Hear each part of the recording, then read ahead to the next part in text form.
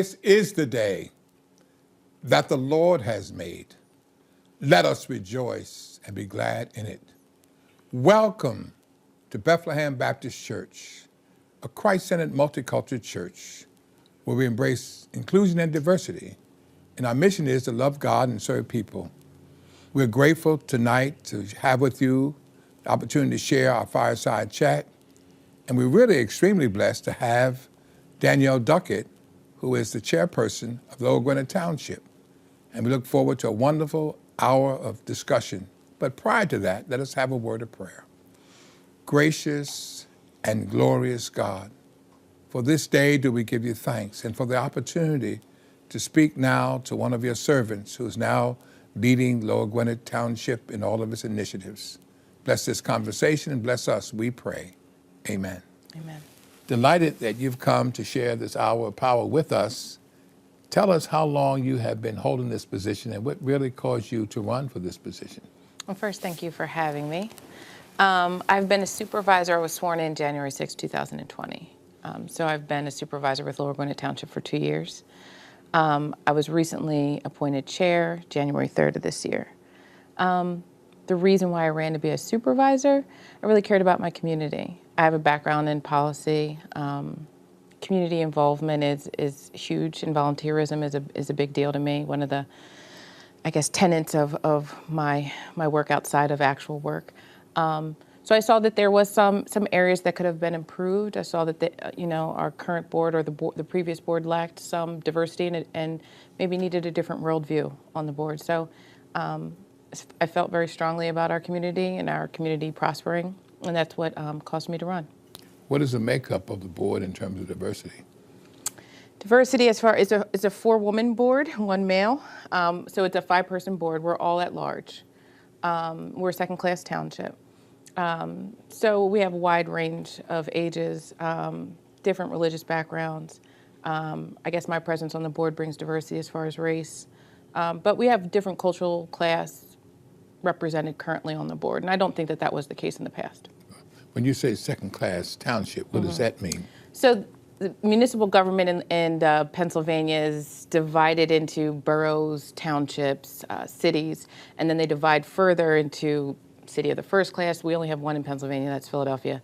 City of the second class, third class, and again with township. It's based upon geographic size and the population. So we're a second-class township. What do you see as the challenges as you lead the township? I don't see them as challenges, I see them as opportunities.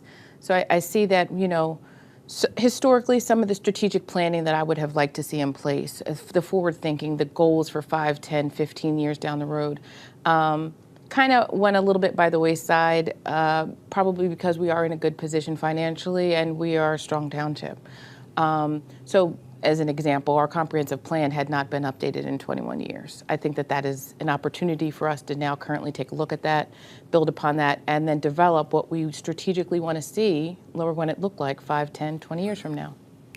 So when you talk about the demographics of the township and also the length of the township, so what is the geographical area of the township? So we go all the way down to the outline is Mount Pleasant Avenue is one border, Bethlehem Pike is another border. We go all the way out to Welsh Road. So it's a little zigzaggy over there. We meet North Wales up at 63. And we go all the way out to Sweetsford Road. One side is Upper Gwynedd, the other side is Lower Gwynedd. So that's roughly what it is. You would have to see a map to kind of work out the individual streets. I feel somewhat embarrassed or convicted the fact that you've been chairperson since 2000.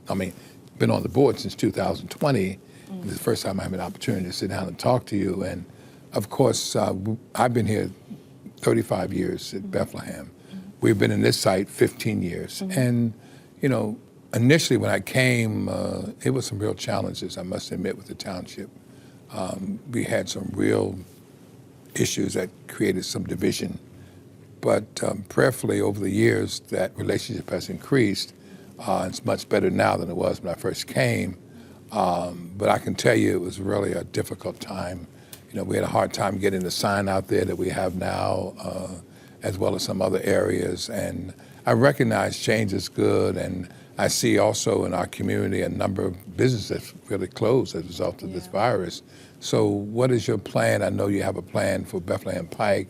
What is your overall initiative? And getting also African-American businesses, which I don't see as many or any on Bethlehem Pike. So Bethlehem Pike is a sore subject because it's our major business corridor, in my opinion, and it has suffered immensely before the pandemic, but the pandemic surely didn't help. I think multi-prong approach to how to revitalize Bethlehem Pike. One thing that we just passed at I think it was our January 10th board meeting, is that we've established a committee kind of just focused strictly on Bethlehem Pike and its revitalization. So right now we're looking for applications, if you want to share it with your congregation or anyone that's an interested party, to be a part of that revitalization. So the committee's focus and mission and vision within itself, they'll establish how and what that will look like. I will sit on that as one of the supervisors that's a part of that board. But we want external stakeholders as well as internal stakeholders to kind of be at the table and kind of figure out what we want Bethlehem Pike to look like. Do we want a vibrant, bustling business corridor, or are we looking for a more slowed down pace, kind of, an established business corridor? And then how do we get there? And the steps and outlining those steps. Analyzing the entire thing, because we do have different challenges that we have to face. The speed limit on Bethlehem Pike is one of those challenges. So addressing all of those challenges and using our strengths to our advantage, and then kind of developing a plan and executing that plan is what our goal is. What is your knowledge about Bethlehem as a church? So I'm a fourth generation Lower Gwynedd resident. So my great grandmother lived in Penland, and their house was right next door to the old Bethlehem Baptist Church. So growing up, my grandmom talked to me constantly about Bethlehem Baptist Church and how my great-grandmother would listen to church service and how they could open the windows and almost be like they were inside. My knowledge really truly is related to my grandmother telling me stories about how she grew up and what Penland used to be like and how Penland came to be. And then the different pastors that, served Bethlehem Baptist. So I grew up Catholic. But I frequented a Baptist church because of my grandma. So my knowledge base is that it was the cornerstone of Penland community, and it was the center of that community. And I think at that time, most people, church was the pillar of what we utilized as far as our strength and our power going forward. And I think that it still can be. At least it is for me. It is the cornerstone for how I guide my life. So my knowledge, I guess, goes back to it's more folklore and storytelling and my grandmother retelling her childhood. During the time, which is about 15 years ago, when we relocated, were you aware of some of the challenges in the community? I still you have to think back 15. I heard there were some concerns from some of the community. Just about the fact that the church was moving. I think there was, change is hard for everybody. So I think that grappling with what change was going to look like, how was it going to look moving forward, how was it going to affect the community moving forward, what was going to be, was it going to be a positive thing, or was it potentially going to be a detriment? So those were the kinds of things that I remember hearing. And I think I have family members that still attend Bethlehem Baptist in other congregations in the area, but I do still have family that does attend the church. One of the challenges has been obviously to overcome some of those, feelings of abandoning the community, even though I see now gentrification taking place in Penland, so it's no longer just a predominantly African-American community. And how are you dealing with that gentrification? So it's an issue and it's a sore spot. I kind of feel personally that it's one of the communities. So I know that some people have issue with the word, but the village of Penland is how I've always known it, is unique. And the history that goes into how it became and why it is the way it is unique. And it's something that, in my opinion, I would want to preserve. Some of the areas that are being exploited are concerning to me. And then legally, via what means can we do, what means can the township effectively protect the community to remain the way that it always has been, and what ways we can support the individuals who currently do own property in Penland to maintain that property, to do with it as they wish, whether it's pass it down to generations to come or potentially sell it. But what does that look like for that community moving forward? So there's not one way to address gentrification. I think that we all can agree that the word gentrification in and of itself is bad. It's not something that we want.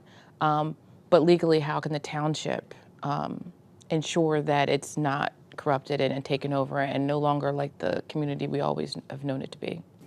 As I indicated, we've been here 15 years, and Congregation Beth Or moved. And from what I understand, one of the reasons they moved because they wanted to enlarge, and the township was not willing to move in that direction. So before they put it on the market, they asked us, and we purchased it. In the meantime, there was a house available that came up for sale, and one of the persons on the township came to us and asked, and we purchased that. And one of the things we tried to do and continue to try to do here at Bethlehem is move beyond the building, that we serve the larger community. Absolutely. And consequently, we've been working with Interfaith Housing Alliance for over 30 years, housing families here.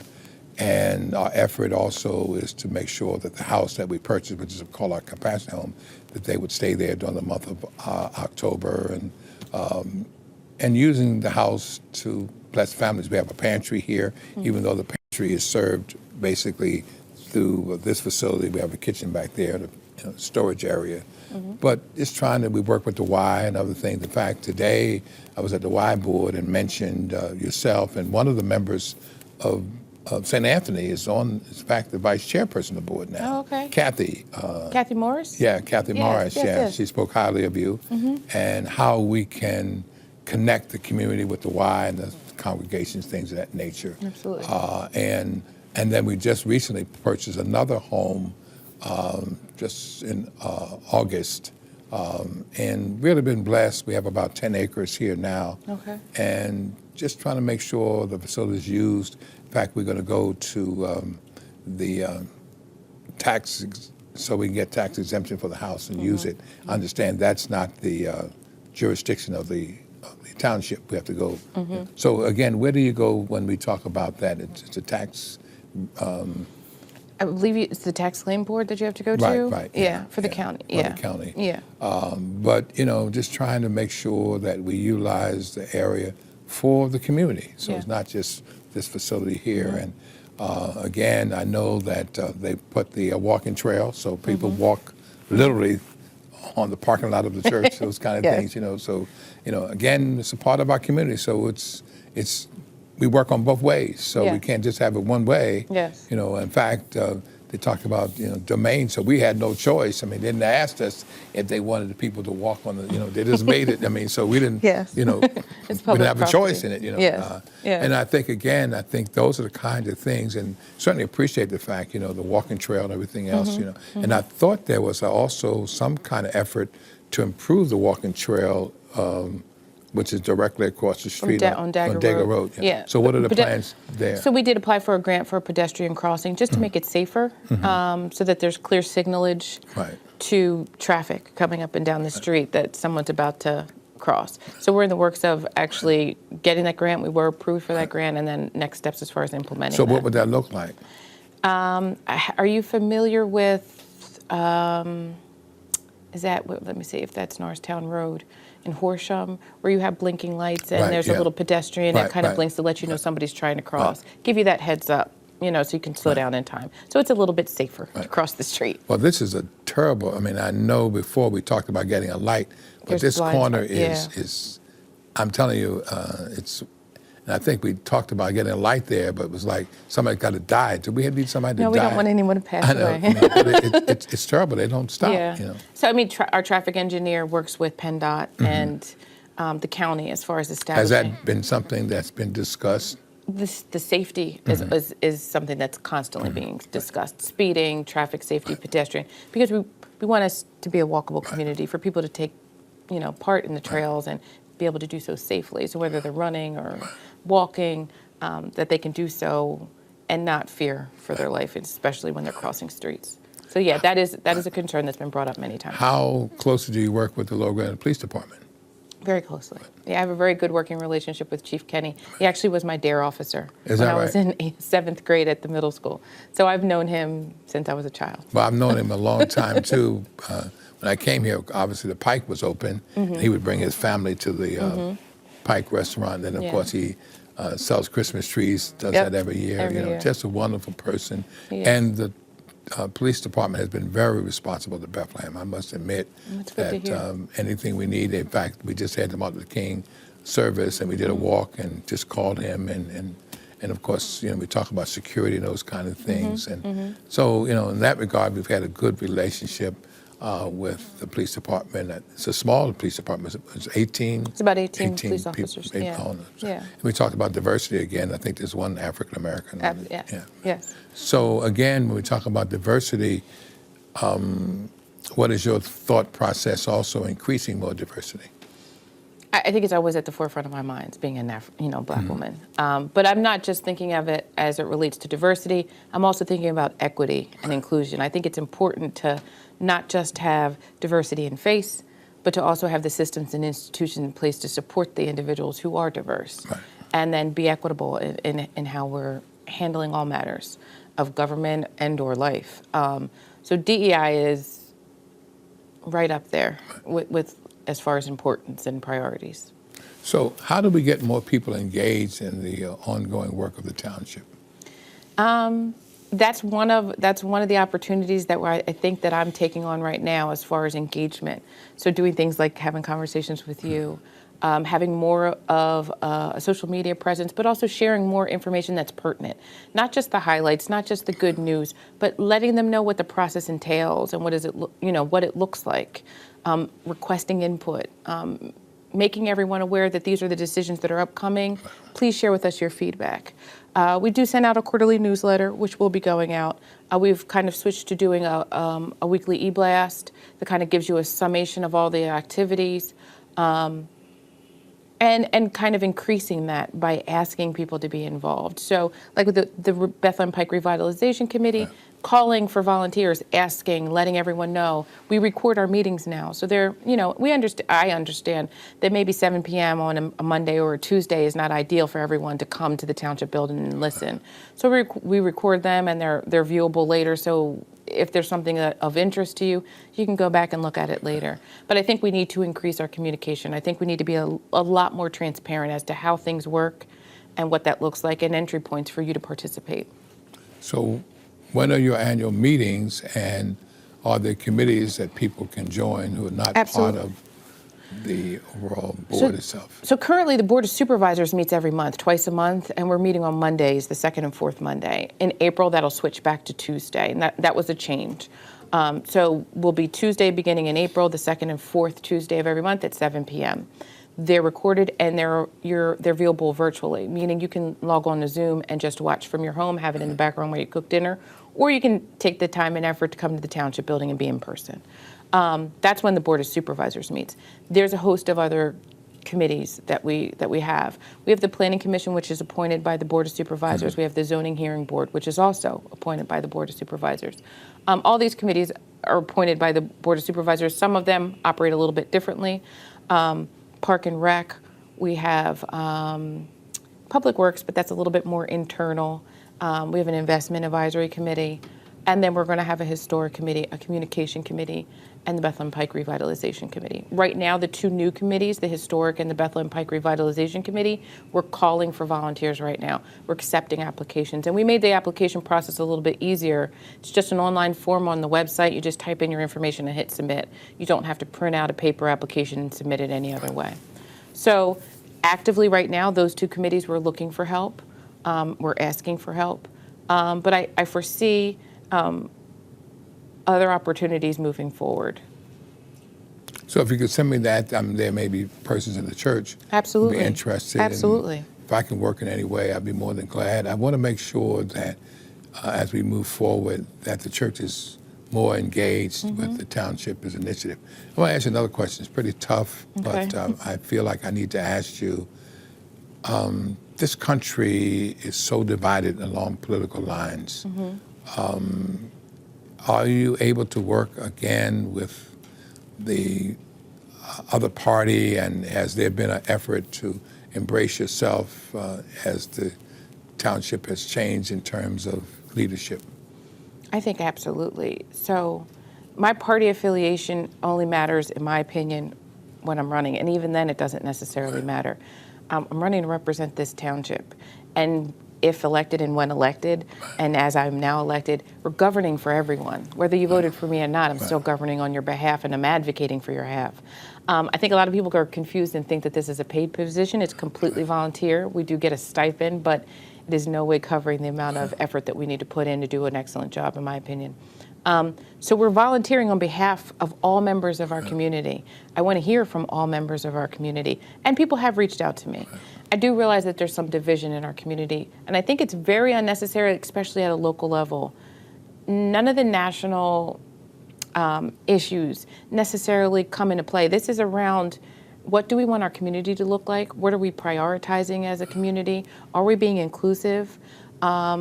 And then how do we plan out and execute on behalf of those things? Are we being financially sound, fiscally responsible, and are we advocating on behalf of our township in all spheres? That, in my opinion, is the goal of a township supervisor. I mean, we're answerable to the public. We're answerable to our residents. And I'm answerable to those residents, whether they agree with my political ideologies or not. But at this level, political ideology, I don't think necessarily should be governing any aspect of how you make decisions. It's about what's best for our community. So I think personally, I came to a board where, if I look at what my party affiliation, I was in a minority. So my voice was somewhat restricted as far as how I see the world and what I thought the best next steps would be. That changed with the last election, but I still don't, I think that all of that has changed is access to information, access to sharing that information, and a model as to how you want to govern. It does not change, the fact that we represent a diverse community of different ideologies and beliefs, different religious backgrounds, different race, different cultures, and I think they all need to be represented in how we govern. So the makeup of the board is 2 women? No, 4 women. 4 women? 1 man. 1 man. Mm-hmm. Democrats, Republicans? There's four Democrats, 1 Republican. And this is the first time in Lower Gwynned's history. And so again, it comes back to the question again, because even though you may feel that that is not, your priority, you want to work collectively for the community. Absolutely. I'm sure there are others who feel, I know there are others who feel, that this has been taken away from them, or whatever the case may be, and the willingness to work in that regard. I think the other thing that I am concerned about is how closely are you working with the zoning chairperson of the zoning board with the township? So the first question you asked is, I feel that I have a very good working relationship with the individual who doesn't have my party, but also the people in our community who don't have my party. And I open them all to share with me their feedback, and I take it to heart. Because I know that if you don't feel that your voice is heard, you feel underrepresented, and it's not a good thing. So I welcome all of that feedback and criticism. I think that a healthy debate is necessary for us to be equitable.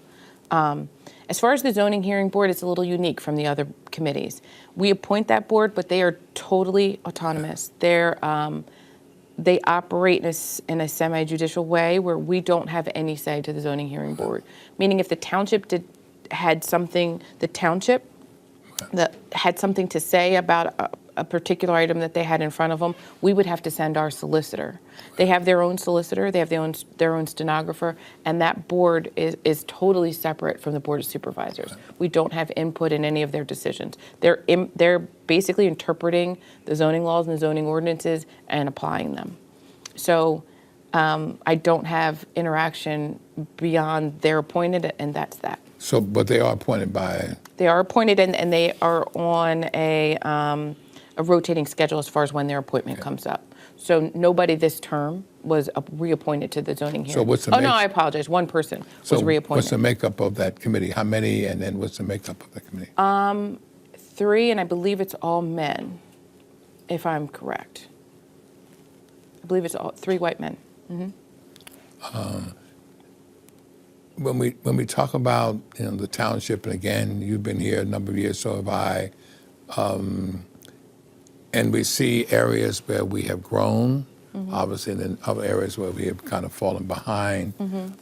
And in terms of housing, what is, I look at the housing nature in our township. So how is the housing boom taking place? Or I see the homes that were just purchased, those carriage houses right there on Digger Road and other areas, even though it's not in the township, but what they're doing at St. Mary's Villa, those unbelievable homes there. And of course, there's a cutoff line there. So are we going from poverty to prosperity, or what are we doing here? First, I want to go back. I think the zoning hearing board is 5 individuals. The 3 came to my mind, but I think that there's 5. As far as housing in Lower Gwynedd, I think that we're unique. We are very, our median income is extremely high. Well, in my opinion, it's high. What is the median income? I believe I think it's 84,000. I haven't looked at the recent census, but we're on the higher end. We're one of the zip codes that's always listed as one of the wealthier zip codes in Montgomery County. As far as affordable housing, I don't think that you're going to find that in Lower Gwynedd, to be quite honest. I think it's all relative. So if we're comparing apples to apples, if we're looking at us compared to an equally sized community in Montgomery County, we're probably comparable. However, there's not a lot of opportunities for low-income housing. There's not a lot of opportunities even for rent. We're primarily single-family homes, and we do have some very expensive single-family homes in Lower Gwynedd Township. It's not the same as when I was growing up. A lot of the farmland, a lot of the open space has now been turned into homes, whether it be townhomes or condominiums or large estates. So, I think it's indicative of the fact that we are a wealthier community, and I think our housing availability reflects that. So, I mean, it's difficult if you are on the lower, if you're, economically, if you have a lower income, to find affordable housing in Lower Gwynedd. Oh, how well do I know? Yeah. When we talk again about affordable housing, is the township open to having, subsidized housing and those kind of things if it became available? There's no restrictions currently as it relates to subsidized housing being available. I think it's about the willingness of a builder to come provide an opportunity or a plan or an outline of a plan that would accommodate that, and the willingness of our community to accept that. And I don't know exactly where our community would fall as that relates. I mean, I know how I personally feel. I don't know how the community at large would be as far as accepting affordable housing within our community. The complex with Whole Foods, I see a couple of stores still empty. Are you looking at ways by which those stores can be occupied? I've kind of incorporated them in the Bethlehem Pike revitalization. I think that we want to have all of our stores not have empty storefronts. And as you can see from going up and down Bethlehem Pike, a lot is for rent, for lease, or for sale. So prioritizing that along with the actual Bethlehem Pike corridor, I think is going to be the task of that revitalization committee. Have you had any contact with the Ambler Y? Personally? Yeah, well, I mean, at the Board of Supervisors as a whole. Oh, generally, Yeah, yes, right. yes. So we communicate. There's some issues I know that you know, or I don't know if you know. There's some development happening on McKean Road. Right, yeah. With Jansen, J&J is there, right. as well as SHIP. The neighbors on McKean Road are very vocal about the changes and how they've been impacted by those changes, and wanting to protect and preserve some of their access to their road. That hasn't really, I don't know if it was when it was built 50, 100, however many years ago, was built to sustain some of the traffic that it's gotten in recent years. So interacting with the Ambler Y is a regular thing. As it relates to the safety on that street, pedestrian crossing on that street, and what that will look like moving forward. So as a member of St. Anthony's, are you familiar with the Wissahickon faith community? Oh, very much so. Yeah. Very much so. Have you had any action with the congregations there? I haven't recently. So I was a catechist for, I think, 16 years, all while my children were in faith formation and until they got confirmed. We regularly had different activities in areas of volunteerism or service that we did with the interfaith community. So I'm very much well aware of, some of what you guys have done, your mission, and all of the support that's needed in order to continue to make that a very prosperous group. So we've also seen the community change in terms of ethnicity, whether it's Chinese church or Korean church. Has there been any effort to embrace those congregations, those persons of different ethnicities there? I know the old Y has now become, they've done a great job there. Absolutely. Yeah. My time on the board has been very limited to the pandemic when interacting with the community kind of has been a little bit tricky at times. In this position, that has not been something that I have been able to prioritize. And the pandemic lent a hand in that, but community engagement and constituent services, I think, is one of my specialties. It's one of the areas that I do in my full-time job. So it is a priority of mine. We haven't been successful in fully engaging the community at large beyond just residents. All of the groups who interact with our community, whether it be through their church or whether it be through a community center or their affiliation with a neighboring church. So that is something that I am prioritizing moving forward. As board chairperson, have you been able to work with other township supervisors? Is that something you're doing, networking and? Absolutely. So, I have a good working relationship with Payne's Board of Supervisors as well as Montgomery and Upper Gwynedd. I haven't had the opportunity since I've been on the board to sit down with all of them, but I do know them.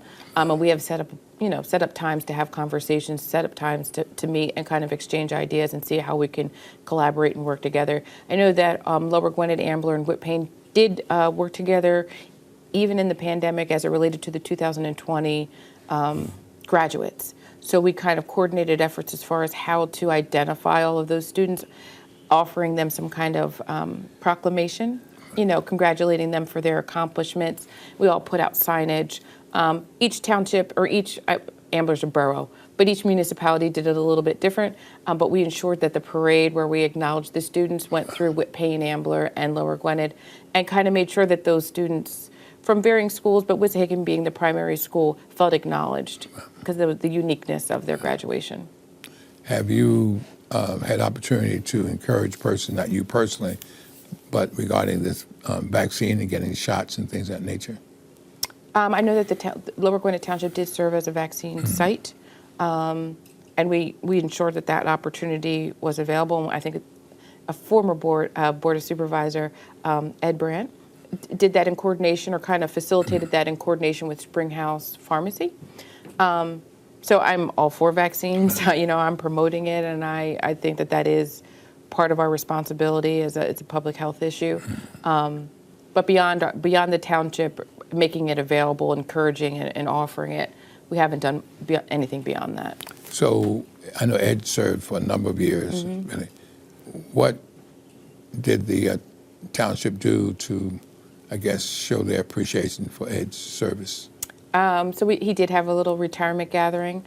Because of COVID, it was restricted as far as size. But, people from his past, and he had a long history here in the township, came and spoke and gave speeches and thanked him for all of his service.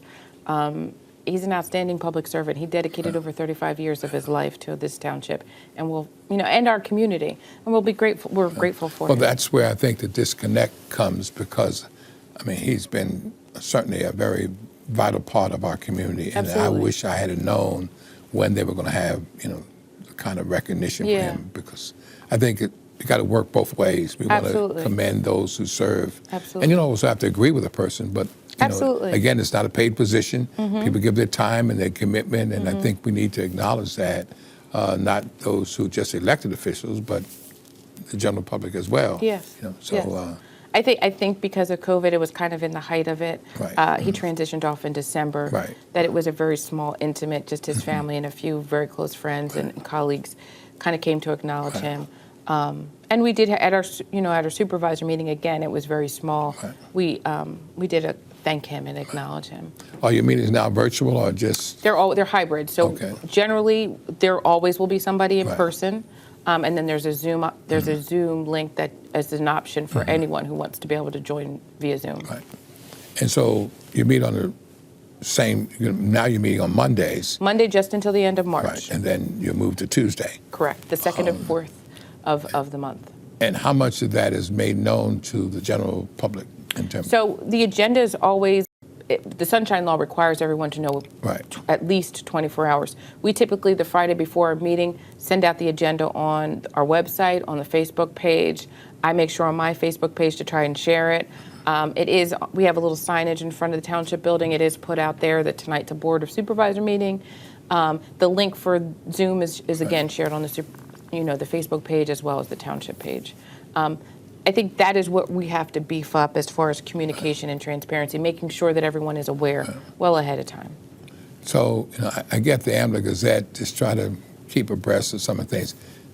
I don't see the township in the Ambler Gazette as much as... Yeah, I think, well, I'm only going to speak personally. I think the information is less in print, more online. Right. And if for anyone who doesn't have or use online access regularly, it will be hard. The Patch is a wonderful resource that typically does update as far as what's happening in each community.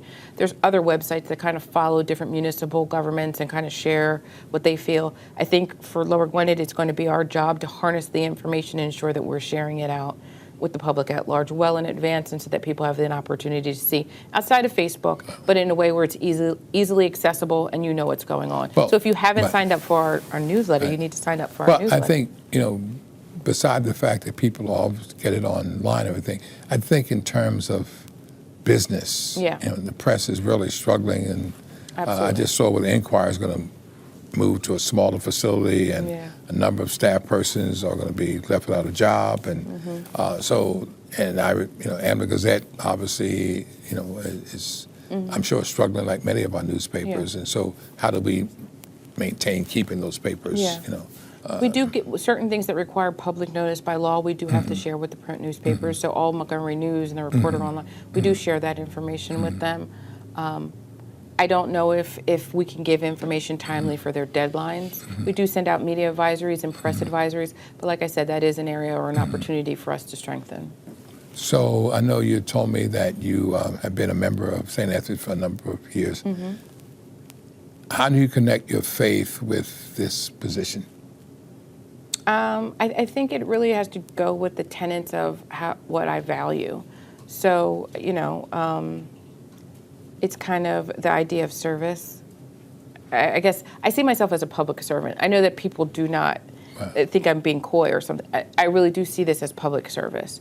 I think the areas that are strengths for me, the areas that are of interest to me and that I can do, whether it be gathering grant funding, whether it be doing a strategic plan. I have a certification in city management, so lending that educational background and my work experience to the community that I live in as a volunteer act, as an act of service.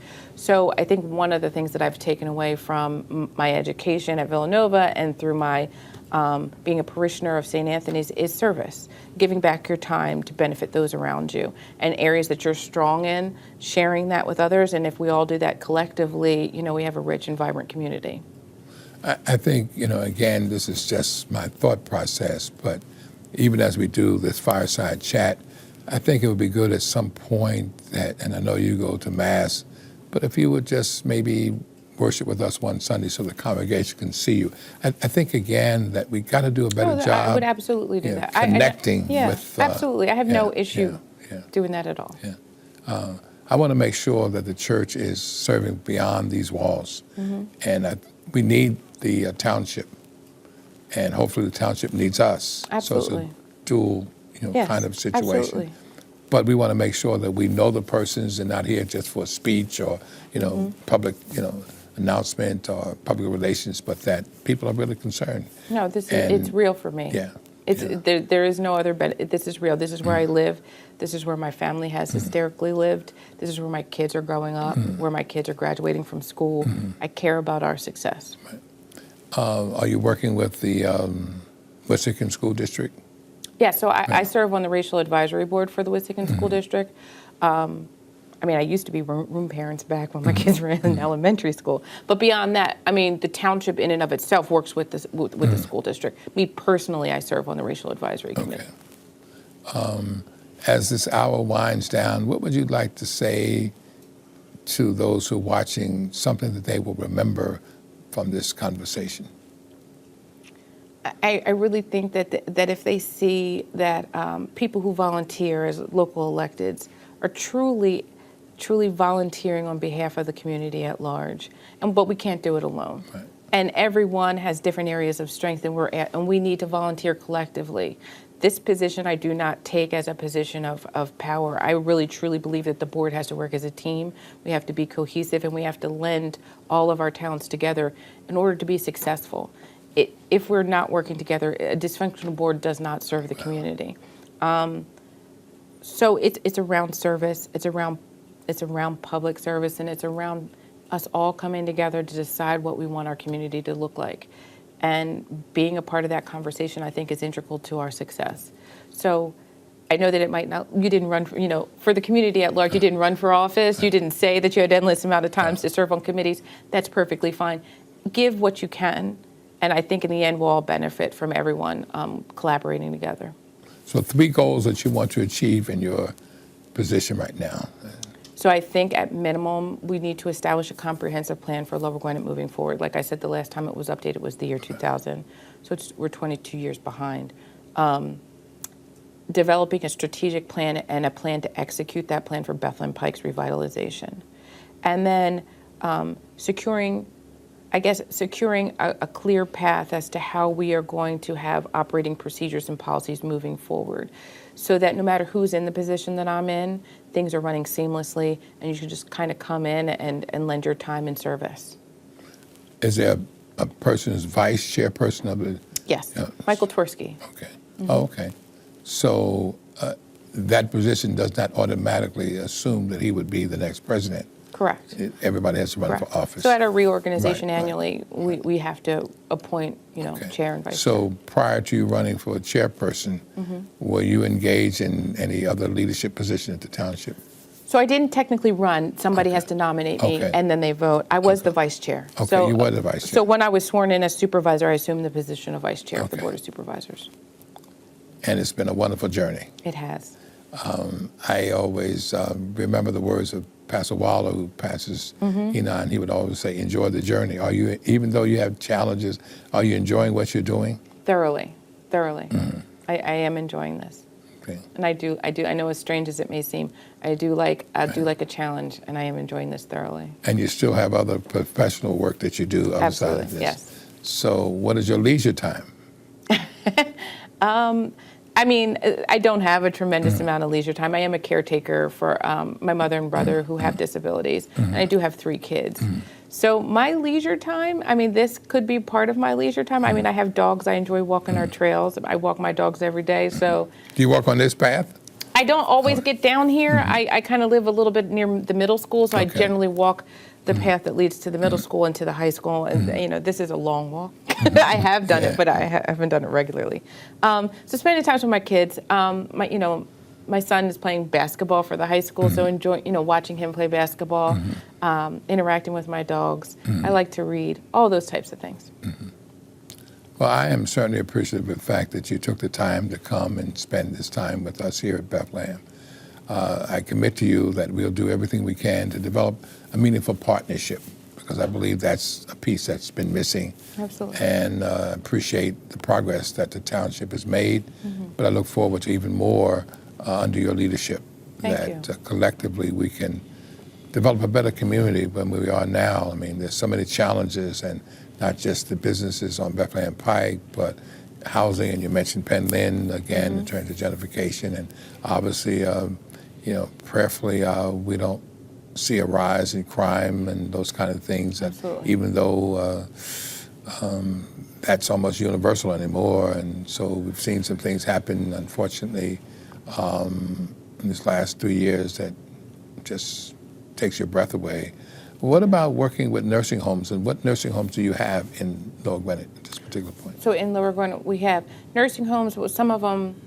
So I have a background in licensing facilities. So nursing homes is a broad term. We do have retirement communities. So we have Springhouse Estates, Gwynedd Estates, Folkways, and Silverstream. So all of those are within the Lower Gwynedd Township. And you able to connect with them as well? We do. So I mean, having individuals, it's tricky now that there's the pandemic. We don't have access to go in like we usually do. We tried to have one of our supervisor meetings as a joint meeting with Gwynedd and Springhouse Estates annually. We also try to do that with Folkways. I'm trying to think of ways that we can still do outreach and still communicate and still know that their needs are being met. Our Folkways community is very engaged. They typically send one, if not two, representatives to our Board of Supervisors meetings to kind of go back and share information. So I'm regularly in contact with people at Folkways. Same with Springhouse Estates and Gwynedd Estates. Silverstream is a little bit more trickier. I think the needs of the residents are a little bit more extreme, and making a good contact there has proven to be a little bit more difficult. However, it doesn't mean we're not going to continue to try and do outreach and ensure that they're residents of our community. Their needs are different than others, and we need to make sure that we're aware of them and that their needs are being met. So I know that when I was running, a lot of questions around grants and funding opportunities. I know that different questions about some of these individuals are still driving. So different access as far as turning lanes coming out of their property and things like that. So just remaining in communication, remaining in contact, and finding inventive ways as far as engaging. Is the township aware of any particular grants that can be utilized by others serving in the community? I mean, that's part of the specialty of my work. So I am aware, and making sure that the township was aware, and then it's really fitting with what our needs are, and then kind of dispersing that to individuals or organizations that would be of interest, or if the township itself would be of interest. Well, Bethlehem would be interested. Oh, well, I can share some information with you. Really appreciate it. Thank you so much. I really appreciate this time, and prayerfully this is not the last time. I want to thank all of our viewers, and what we've sought to do here at Bethlehem is to bring our community leaders to our church and share with them our concerns and have them share their concerns and develop a deeper relationship with our community. And we've been blessed today to have this gifted woman come and share with us. And prayerfully, you'll pass the information on and even invite someone that's maybe not watching now to tune in to the Fireside chat, become more aware of what Lower Gwynedd Township is doing and the opportunity to revitalize our community. Let us pray. Gracious and glorious God, we thank you for this time together. We pray even now for the Lower Gwynedd Township Board of Supervisors and for the chairperson. And we ask, oh God, that blessings upon our community, we might be connected to one another, knowing that we all are connected by the love of God, and help us to work together for good, to make this a wonderful, beautiful community where we can live together as people of God. All these blessings, many more, we ask in the wonderful name of our God.